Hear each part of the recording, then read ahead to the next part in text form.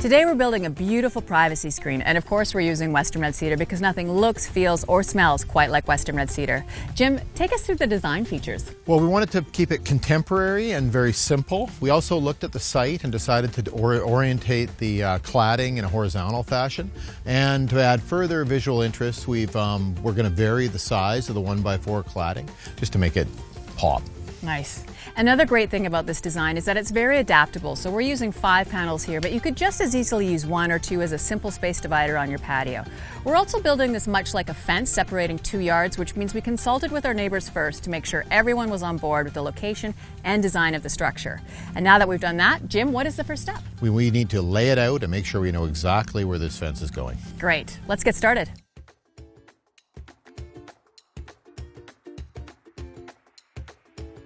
So Jim, what did we do here? Well, we determined that the new fence wants to line up with this 25-year-old cedar fence, which is in remarkably good shape. Yeah. So in order to make sure that they plane together, line up, I've strung a line and I've offset it off the fence with these 2x4s. Now, I did that for a couple of reasons. One, I don't have to deal with all this vegetation on the fence. It kind of gets me away from it. And then 2, it gets the line out of the way of the area you're going to be working, digging the holes. So now when we go to set the posts, we'll just keep in mind what we've done and use a tape measure to set them off the line.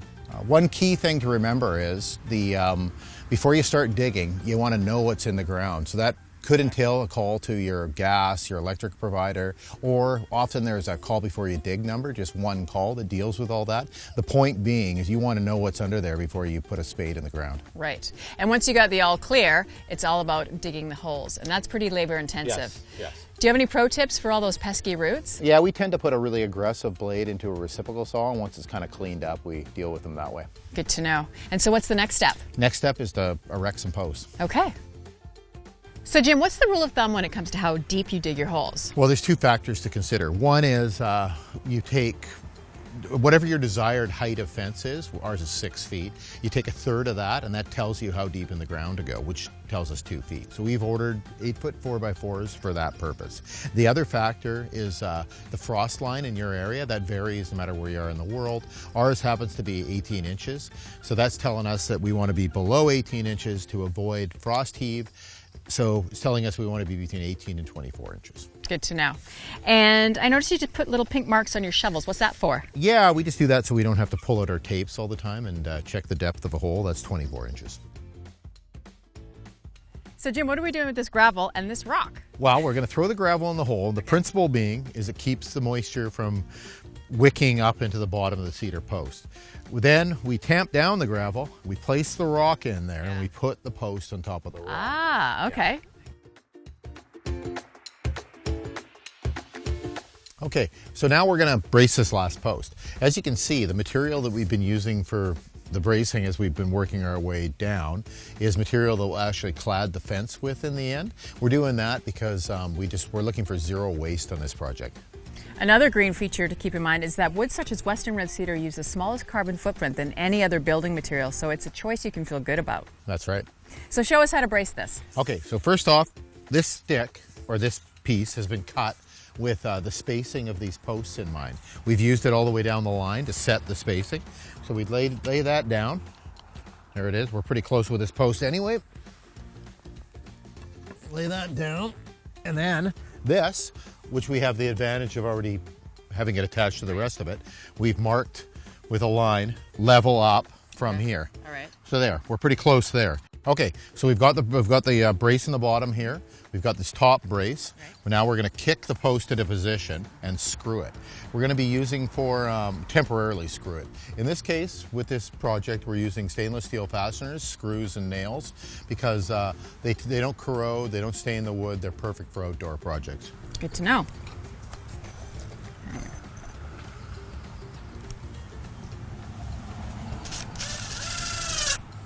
Okay, so that's done. Now we're going to set the stake that'll hold these other braces off. We determined where to put these stakes based on the material we had at hand to brace it and features such as a tree. So Sarah's going to now pound in this stake. Okay.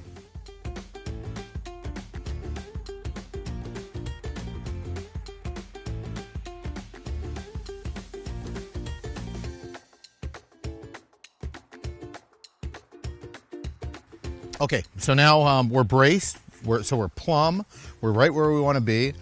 So now we're going to mix some concrete and we're going to pour it in the hole.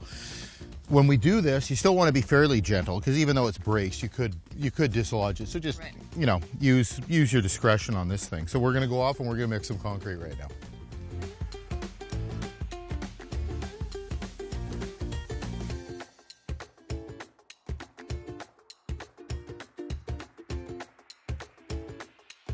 I like to tent around my posts so that the water sheds away, kind of like little mini roof planes, and you don't get a big puddle forming all the time around your post. So that gives me the room to do that.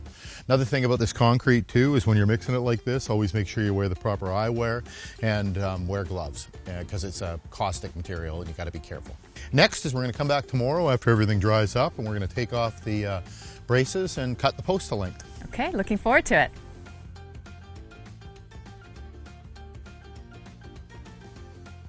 So it's day 2 and we're back and we got to trim these posts. Jim, take us through the process. Yeah, well, I've established the height of the fence that we want on this board that we screwed to the existing fence. So now I'm just going to use this hand level, take that line and walk it all the way down.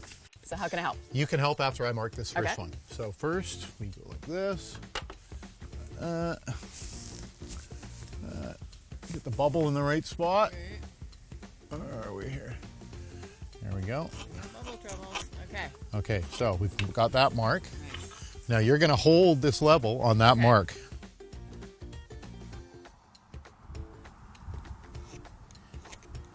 Okay, now again, same process. Okay, and perfect. Okay, so the next job will be to remove all the braces. Okay. We're going to cut these posts with a circular saw, which means we're going to have to take 2 passes at it. So once the bracing is removed, I'm going to carry these lines around to all facets so I can cut it from either side. The reason we're removing the braces is they're just going to get in the way when we're cutting. Good pro tip.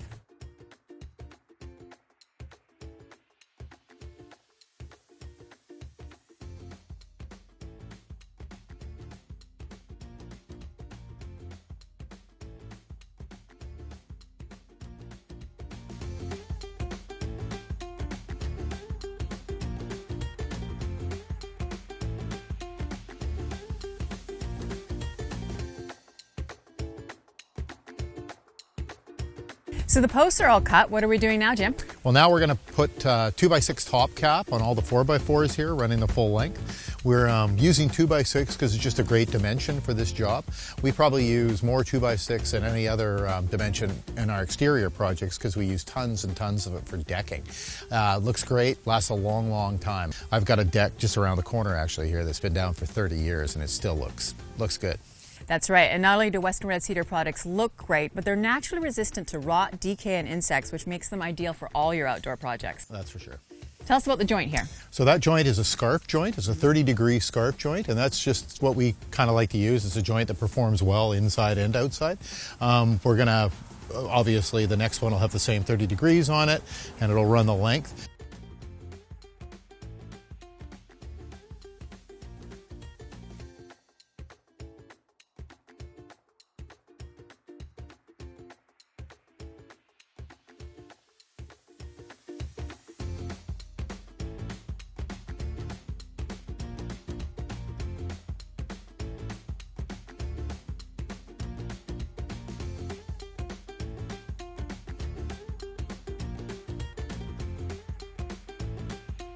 Well, it's coming along beautifully, Jim. Yes, it is. It's gone quickly because it's a nice simplistic design and it's also Western Red Cedar. So the tools love it, the carpenters love it, and just goes together great.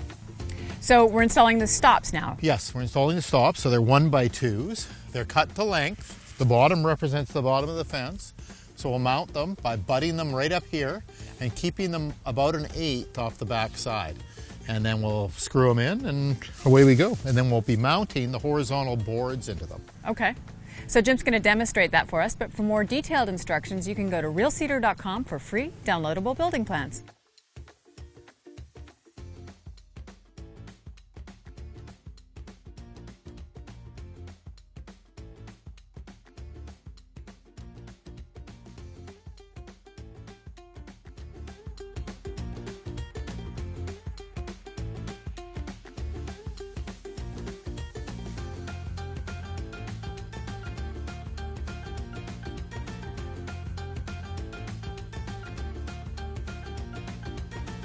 For this project, we're using a beautiful knotty grade of Western Red Cedar, which is really going to add a lot of texture and warmth to the project. Plus, it's cost effective, and you gotta like that, right? You sure do. Okay, so how do we do this? We're installing the horizontal boards. Okay. We've got spacer blocks. Got it. One for each end. Right. It's kind of handy to have two people to do this. You don't have to, but it just makes it go a little faster. Okay. So we're going to take these spacer blocks. Right. We're going to put the board up. Okay. All good on my side. Okay.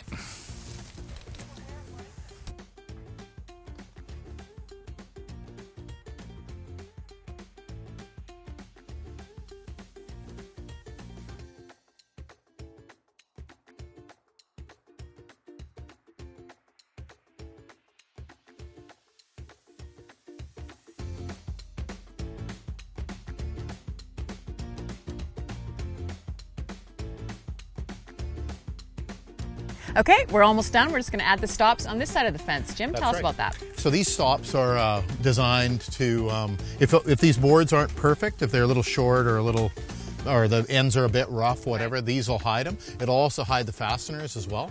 They're cut the same length as the stops on the other side. Okay. And they just go in there and just kind of clean everything up.